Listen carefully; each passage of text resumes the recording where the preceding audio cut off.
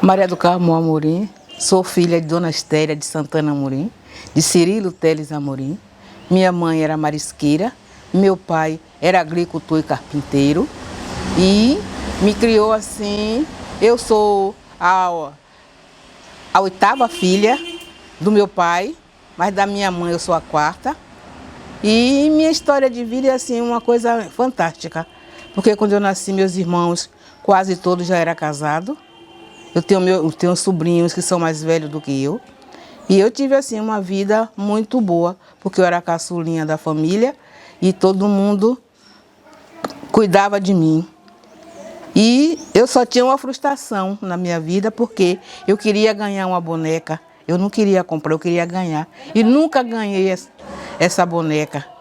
É uma coisa que todo mundo me dava tudo, menos uma boneca. E eu tinha essa frustração, porque eu queria ganhar uma boneca. Mas eu nunca ganhei. Mas depois o tempo foi me ensinando que nem tudo a gente pode ter. A gente tem que se conformar. E meu pai sempre foi uma pessoa assim que teve uma história muito linda na minha vida, porque eu era a caçulinha, ele cuidava de mim com todo carinho, com todo amor. Apesar de ser um homem que não sabia ler, mas ele fazia questão de educar e educar muito bem todos os meus irmãos. Não aceitava 2 ordens lá em casa, só era uma só que era dele e a da minha mãe. E eu fui assim uma criança muito feliz, graças a Deus. Eu não tenho nada para me arrepender da minha vida. E ele me deu 4 conselhos. Ele sempre conversava comigo. Tem uma coisa aqui na minha vida que me deixa emocionada, que meu pai foi quem me ensinou a rezar. Ele foi quem me ensinou a ser católica. E eu tenho isso assim guardado muito profundo dentro do meu coração, porque é uma coisa que me dá muita alegria de ver a convivência que eu tive com meu pai. A convivência que eu tive com meus irmãos, com meus sobrinhos. Meus sobrinhos têm uma adoração por mim fantástica, que eu vejo e me deixa cheia de amor, porque eu vejo tantos filhos maltratar os pais e, no entanto, meu sobrinho me ama, e me ama assim com amor de mãe, eu me entendo no lugar da mãe deles. Então eu sou mãe, eu sou avó, eu sou bisavó, e eles todos eu não casei, não tive filho. Até hoje não me arrependi de não ter casado nem de ter filho, porque os meus sobrinhos preenchem a minha vida. Eu não sou uma mulher solitária, eu não tenho solidão na minha vida, porque sempre eu estou junto com minha família. Então foi assim, uma convivência que eu tive com meu pai.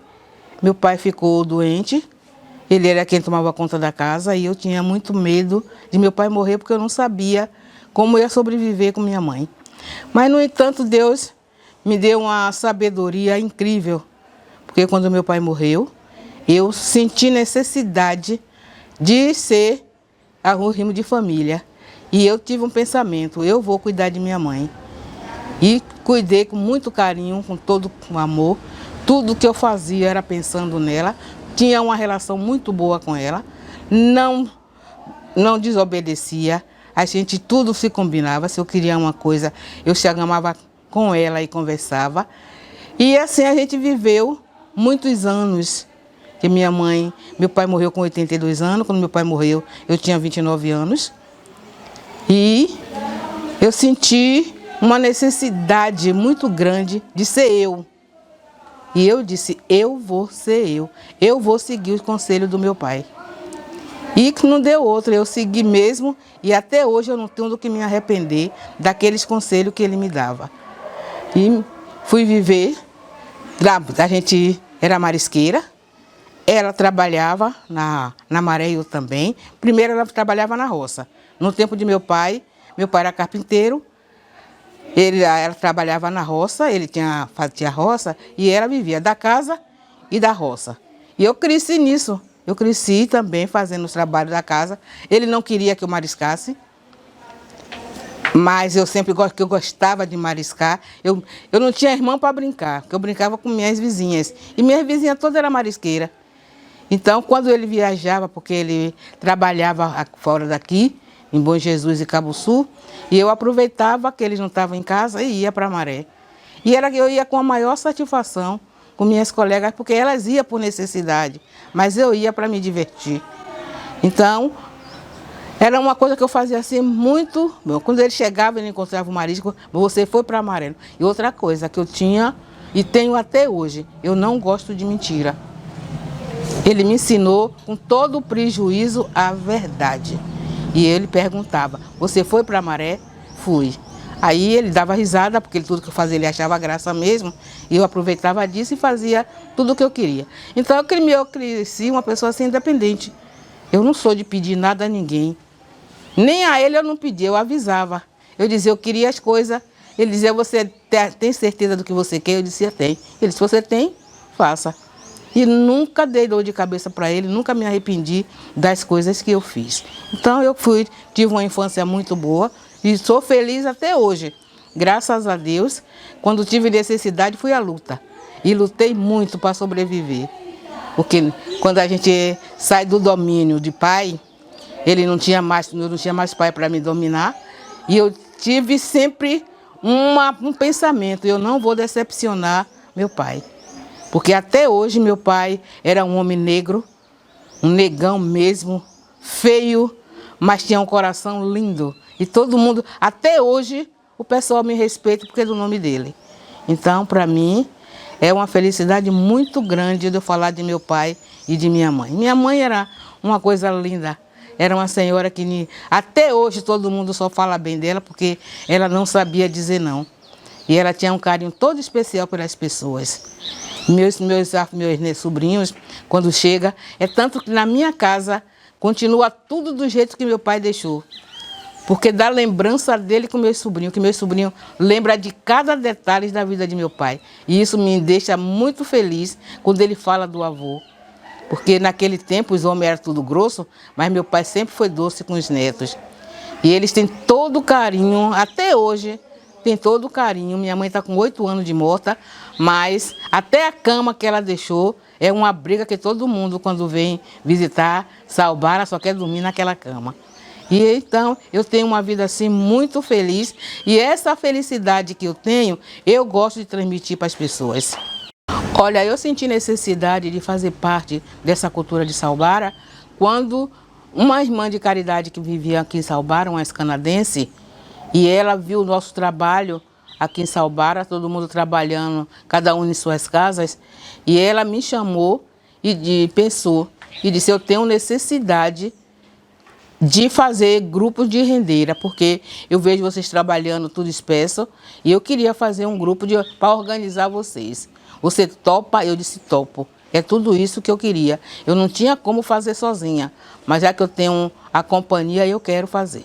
E ela fez 5 grupos, onde de um eu era líder. E as outras 4, porque não ganhava nada, logo se dispensaram. Mas eu disse, o meu grupo não vai ser dispensado, porque eu vou lutar para isso sobreviver. Porque eu vejo Saubara um futuro. Eu não quero sair de Saubara, porque eu amo Saubara, eu amo minha mãe, não quero abandonar minha mãe por nada. E para eu sair daqui, eu tenho que abandonar ela. Então eu vou querer meu grupo formado. E nesse grupo eu formei e eu tinha assim uma liberdade terrível, porque o pessoal confiaram em mim. Eu pedi primeiramente a Deus força e sabedoria e o meu grupo confiou em mim. Meu grupo confiou em mim. E os outros grupos acabou, mas o meu não. E as pessoas que estavam nos outros grupos, todos se aglomeraram no meu. Então, nessa hora, eu senti necessidade de fazer alguma coisa por esse povo. Porque esse povo daqui não saía daqui, era todas dominadas pelo marido, não tinha coragem, só tinha coragem para trabalhar, porque você sabe que as mulheres de Saubara são todas guerreiras. E falou em criar filho e trabalhar, as mulheres daqui dão conta do recado. Mas eu não queria para mim, eu não queria casar, é uma coisa que não estava no meu sonho, eu não queria casar, eu não pensava em casar, nem ter filho, porque se eu fosse casar e ter filho, eu não ia fazer nada daquilo que eu pensava fazer. Então eu disse, não, eu vou seguir meu caminho do jeito que eu quero, do jeito que a minha cabeça está pedindo. E nessa necessidade, nessa hora eu senti necessidade de fazer parte da cultura de Saubara. E nada melhor do que a renda de birro, porque era uma coisa que chamava a atenção de todo mundo que conhecia Salbara. A renda de birro chamava a atenção de todo mundo. E uma pessoa me disse uma palavra, que essa palavra me deixou mais confiante e com mais coragem. Ele me disse: você bota muita banca porque você não tem concorrente. Essa palavra caiu assim, da hora eu tomei um choque. Mas depois disso ele está certo. Se eu não tenho concorrência, eu vou fazer bem feito. Para não ter o que me arrepender depois. E aí eu fiz parte da cultura de Salbara e graças a Deus aí eu só tive sucesso. Tinha umas 20 mulheres trabalhando comigo em 79, porque foi a primeira vez que eu fui convidada pelo governo do estado para participar de um evento em Salvador, lá no Campo Grande, lá no Teatro Castro Alves. E eu não levei as senhoras, eu levei as filhas dela. Eu saí daqui com 9 crianças e me apresentei lá no Teatro Castro Alves. E nós fomos um evento que tinha do governo. E a partir dessa apresentação, eles nunca mais me deixaram. Sempre que tinha necessidade, eles mandavam me chamar para eu me apresentar lá. E daí em diante eu não parei mais. Nesse momento foi que eu senti que eu estava no caminho certo. Nesse momento foi que eu senti vontade de crescer dentro da cultura de Salbara. Porque todo mundo sabia fazer, como sabe até hoje. Mas ninguém tinha coragem de se apresentar. E eu não, eu tinha coragem, tinha tempo, coragem e tempo para fazer as coisas que eu gostaria de fazer. Então, nesse momento, cada dia que passava eu sentia mais força para seguir em frente. Há 31 anos atrás, eu conheci uma senhora que era italiana. Ela veio para aqui procurando um local para fazer uma creche. E chegando aqui em Salbara, ela não achou ninguém para ajudar a ela concretizar esse sonho. E ela foi concretizar em Acupe. Mas só que ela veio com um sentido na renda. Ela queria um trabalho com a renda e um trabalho com as crianças de Salbara. E aqui ela não achou apoio de ninguém no trabalho social. E ela foi embora e fez em Acupe. Mas ela me disse: eu vou cuidar de você. E um mês ou um mês e meio, ela conversou com uma colega dela, que era italiana também, que se chama Antonina Neri. E a Antonina mandou me chamar lá em Salvador. E eu fui. E fui sozinha, porque não tinha companheira, era eu sozinha. Eu não sabia andar em Salvador. Em poucos lugares eu sabia, mas ela tinha uma loja no Mercado Modelo. E eu digo: não, já no Mercado Modelo, quem tem boca vai em Roma, e eu vou. E eu fui, e lá quando ela viu o trabalho de Salbara, ela ficou encantada. E ela comprou todo o material que eu levei. E nesse dia eu fiquei assim, eu vim de Salvador radiante. E porque foi assim, um dia tão triste e ao mesmo tempo foi um dia muito feliz. Foi no dia que eu encontrei a Antonina. Porque nesse dia tinha falecido uma amiga minha, uma artesã que trabalhava junto comigo. E no dia do enterro dela, eu tinha necessidade de viajar para encontrar com a Antonina. E encontrei com a Antonina, foi assim um encontro maravilhoso. Vim de lá com toda a esperança, com toda a garra. E quando eu cheguei aqui, encontrei minha prima morta. Então minha amiga se enterrou nesse dia e no outro dia teve que enterrar minha prima. Mas nada disso me chocou, mas também me deu um alívio, porque eu tinha conseguido um avanço na vida dessas mulheres de Salbara. Porque ela disse: eu estou encantada com o seu trabalho e eu vou ajudar vocês a levar isso para frente. E não deu outra. Ela começou a comprar todo o produto daqui de Salbara, ela comprou. E deu encomenda para comprar, para fazer mais. E depois de um ano, ela trouxe o patrão dela aqui, que o patrão dela era de lá da Itália.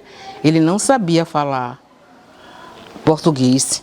Mas ela veio, que ela era intérprete, e ela, lá em casa, na minha casa, eu fiz um almoço para eles, e eles, como na hora do almoço, ele falou para ela, pergunte a ela o que é que ela, qual é o sonho da vida dela. Aí eu dei risada, que tudo eu dou risada mesmo, né? Aí ela disse assim, olha, ele está perguntando qual é o seu sonho. Aí eu disse assim, o meu sonho é ter um local para eu trabalhar, para eu não ter que matar um artesã. Isso a gente na roda de conversa, né? Aí eles deram risada. Para não matar um artesã, ele disse assim, por quê? Porque eu digo, olha, eu trabalho, minha mãe vai para Maré, mas eu fico costurando renda, eu acordo, eu me sento da almofada 8 horas, levanto 12. Quando eu levanto da almofada, eu vou almoçar. Quando eu termino de almoçar, eu vou tirar um sono para depois pegar na almofada para costurar até 6 horas. E de 6 horas, eu tomo café e vou sentar na almofada e fico até 10 horas costurando renda. E o que é que vem dizer matar sua colega? Porque de tarde, na hora que eu me deito, eu fecho a porta, mas ela chega e bate na porta. Até na hora que eu levanto. E quando eu levanto, ela sabe que eu estou dormindo, mas ela só vai nesse horário. Aí ela bate na porta e o que mais me dói é que na hora que eu levanto, com uma raiva danada, aí ela diz assim, eu te acordei. Aquilo, quando ela diz aquela palavra, eu te acordei. Ó, se ela sabia que eu estava dormindo, bateu na porta até na hora que eu levantei. Ela disse, não, isso aí eu te acordei. Aí eu contei essa história para eles deram risada e foi embora. 2 meses depois, ele estava mandando dinheiro para a gente comprar uma casa. Saubara não era emancipada. Aí ele disse, consiga um terreno que a gente vai construir uma casa para você. Eu digo, e agora? Aí eu falei com o seu Geraldo. O seu Geraldo disse assim, o que a gente pode fazer é pedir um terreno a Pimenta, que era o prefeito naquela época. E Pimenta, nós fomos lá em Santo Amaro e falou com Pimenta, ele disse, não, faça uma abaixo-assinada que a gente vai lhe dar um terreno para você fazer a sua casa. Aí o seu Geraldo fez a abaixo-assinada, eu saí para Saubara toda pedindo assinatura e nós conseguimos 560 assinaturas. E assim que Pimenta viu a assinatura, doou esse terreno daqui que hoje é o Evandro Cerqueira. E com esse dinheiro a gente começou a construção dessa casa. E quando estava no ponto de telhado, que a gente não ia construir uma mansão, a gente queria construir uma casa. Quando estava no ponto de telhado, Saubara se emancipa. E aí teve o plebiscito. O primeiro documento que o prefeito de Saubara fez, o primeiro documento que ele assinou na prefeitura foi desapropriando o terreno. Ele tomou o terreno, desapropriou o terreno. Eu me liguei para ela e disse, olha, tem um problema, o prefeito tomou o terreno, desapropriou o terreno. Eles disseram, ele desapropriou para quê? Eu disse, a desculpa dele é que ele vai construir um colégio na Rocinha. Ele disse, não, se ele vai construir um colégio na Rocinha, o nosso propósito era ter um colégio na Rocinha, então já que ele vai fazer, deixe lá. A gente vai mandar outro dinheiro e você compra a casa. E quando, um mês depois, eles estavam mandando o dinheiro para a gente comprar a casa. Com o dinheiro que eles mandaram, deu para comprar a casa e restaurar. No dia 1º de fevereiro de 91, nós estávamos inaugurando a casa. Isso aí, para mim, foi uma emoção que eu não esqueço nunca desse dia. Porque foi assim, uma coisa que eu sonhei e realizei. E até hoje, a Casa da Rendeira só tem nos dado alegria. Então, foi um dos momentos, assim, muito feliz, porque eu já tinha conseguido a casa, já tinha conseguido encontrar uma pessoa amiga no Instituto Mauá, que a irmã me levou, lá para eles ver os nossos trabalhos. Também se apaixonaram pela renda de Saubara e começou a comercializar. Então, eu já tinha um motivo para trabalhar com as rendeiras, que era tudo o que eu queria. E aí não teve outra. Graças a Deus, a gente teve êxito na casa. Começamos a trabalhar com essa senhora, que foi a Zezé do Mauá, trabalhava no Mauá, que fazia o setor de compra. E essa mulher se apaixonou por mim, que até hoje é minha amiga. Ela tem um carinho por mim, como se eu fosse filha dela, irmã dela, só você vendo. É uma pessoa que é bem de vida, não depende nada de mim, mas ela sempre está rente comigo. Quando eu estou com dificuldade, eu ligo para ela. Se eu precisar de alguma coisa, eu sei que ela vai me servir, porque ela me ama assim de paixão. E o meu trabalho, é por isso que eu sou apaixonada pelo meu trabalho, porque toda pessoa que vê o meu trabalho se apaixona. Meu pai tinha um pensamento e me dava sempre esse conselho. E é um conselho que eu tenho até hoje. É duas coisas que ficou na minha mente de meu pai. Era ele me ensinar a rezar e esse conselho, essas 4 palavras que ele me disse. Cada cabeça é um mundo, cada pessoa tem um modo de viver e de pensar. Não exija nada da vida aquilo que a vida não tem para lhe dar.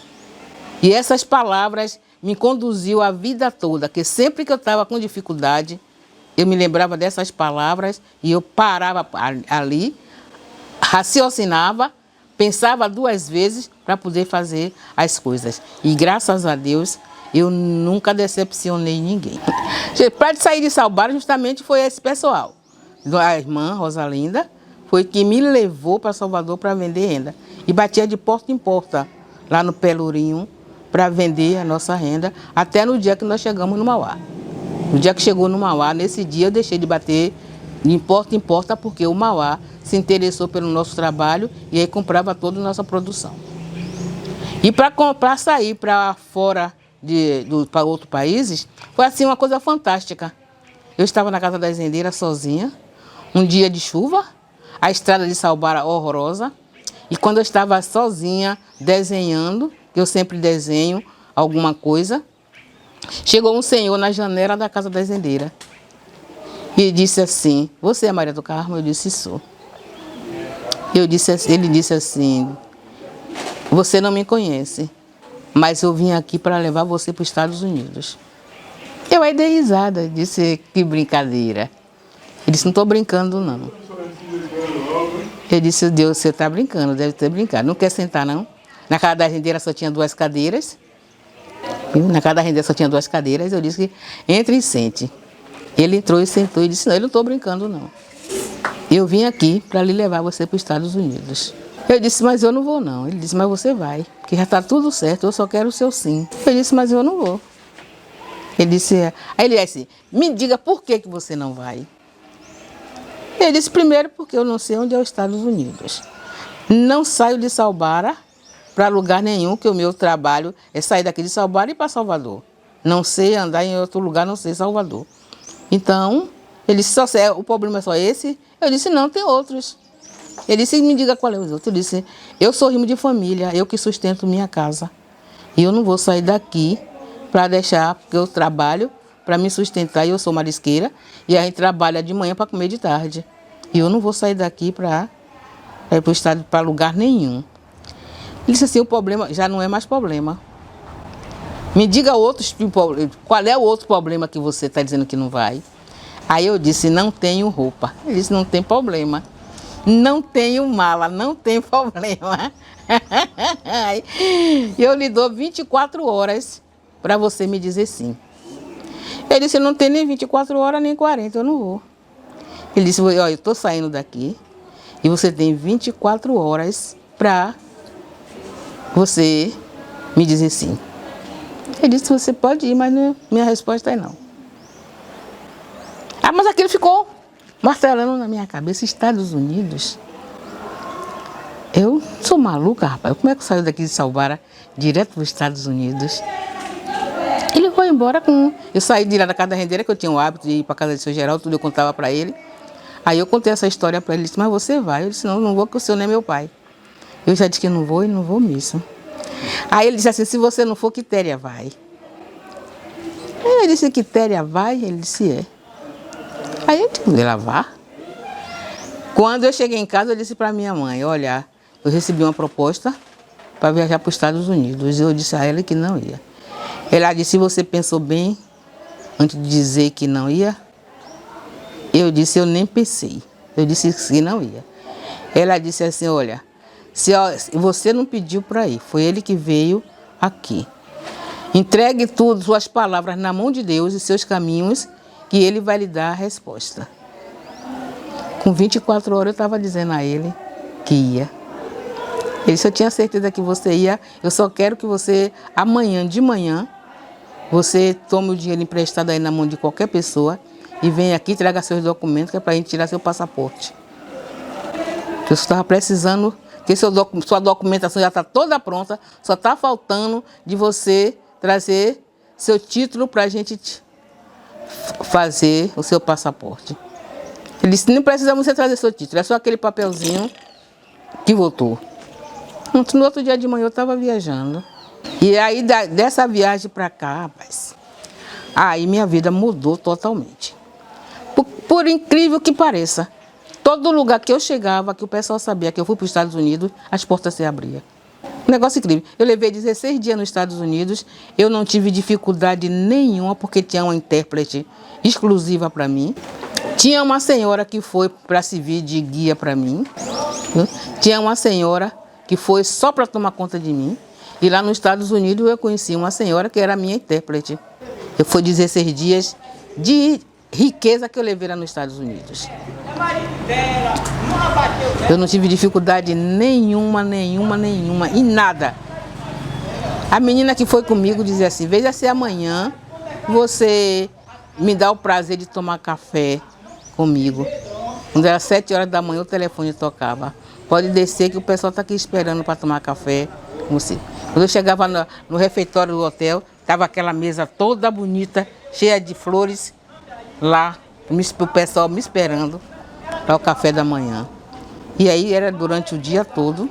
Você vê, tudo que eu queria comprar, chegava na loja, eles me levavam para visitar os lugares lindos de lá dos Estados Unidos, que a Filadélfia é uma coisa maravilhosa, é uma coisa linda, que você fica assim, ó, como a civilização faz você ficar feliz, entendeu? Porque você vê que até hoje, está com 30 anos que eu estive nos Estados Unidos, até hoje eu não sei jogar um papel no chão. A Maria de antes era uma Maria preocupada com o futuro.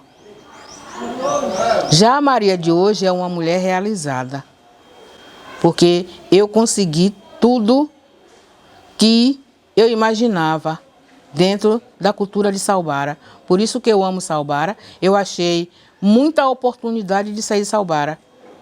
E eu tinha um pensamento e a minha resposta era sempre essa. Eu não quero sair de Salbara, eu quero que vocês vão me ver em Salbara. E isso aconteceu durante o trajeto da minha vida. As pessoas vinham aqui. Olha, do mesmo jeito que aconteceu comigo para os Estados Unidos, aconteceu para entrar no Sebrae.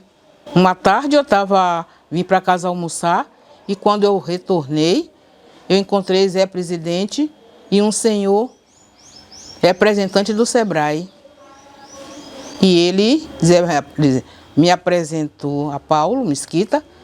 E Paulo Mesquita disse, Maria do Carmo, eu estou aqui para lhe fazer um convite.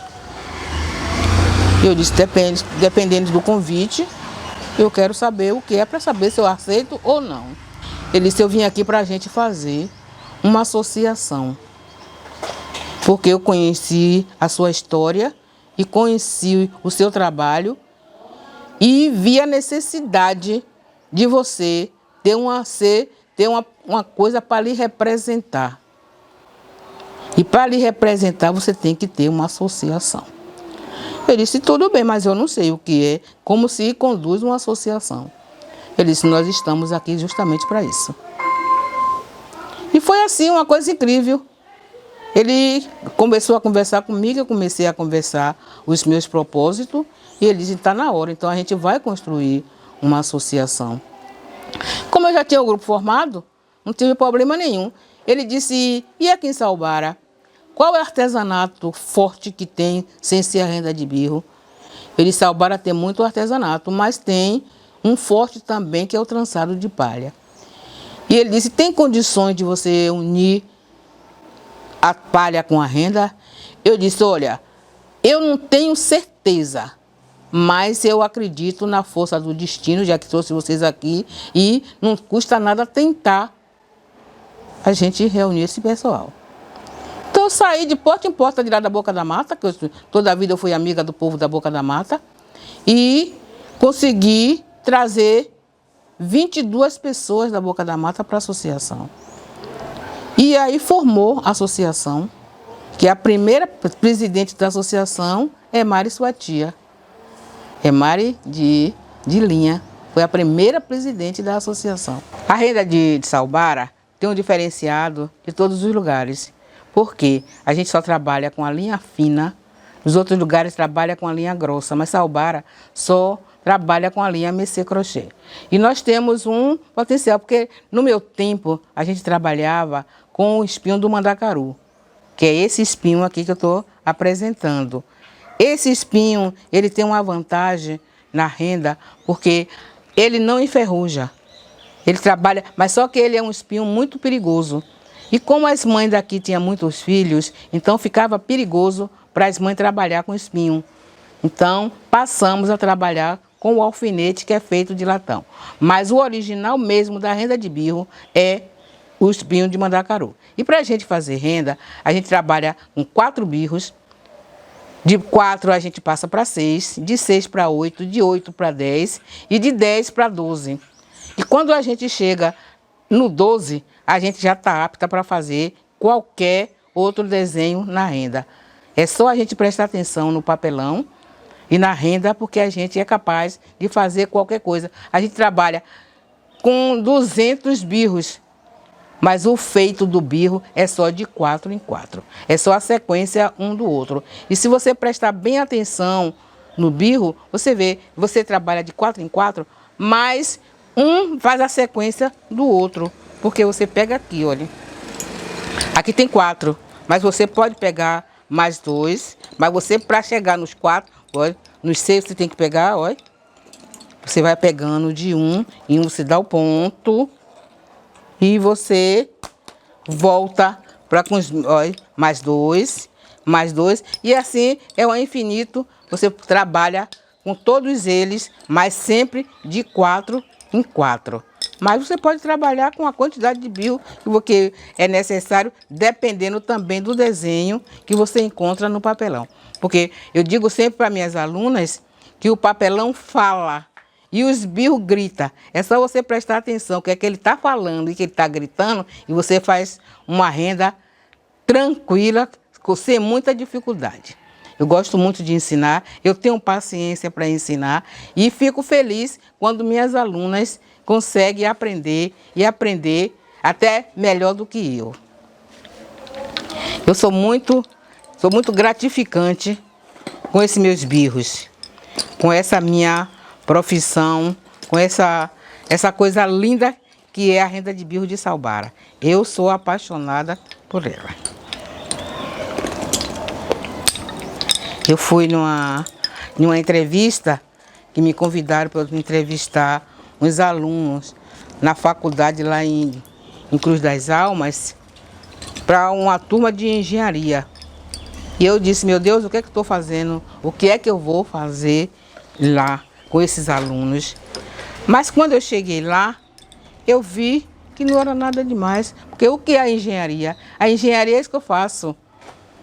E eu fui entender, até entanto eu não entendia o que era isso aqui. Mas isso aqui é uma engenharia. Porque você tem que contar, você tem que fazer tudo certo. E quando uma aluna me perguntou o que era renda de birro, eu disse, olha minha filha, a renda de birro é uma engenharia onde você trabalha com a caneta. Só que vocês são muito boas na caneta, mas eu sou muito boa nos birros. E eu faço a mesma coisa que você faz com a caneta, o mesmo sucesso que você faz com uma caneta, eu faço com meus birros. E aí todo mundo me abraçou, todo mundo bateu palma e eu saí de lá feliz da vida. Porque na realidade, porque renda é que nem uma caligrafia, ninguém faz igual. Cada pessoa tem um tipo de... E esses birros para mim, é tanto que toda entrevista que eu dou, o pessoal se encanta com a frase que eu falo. Quando eu estava na barriga de minha mãe, eu via os birros batendo.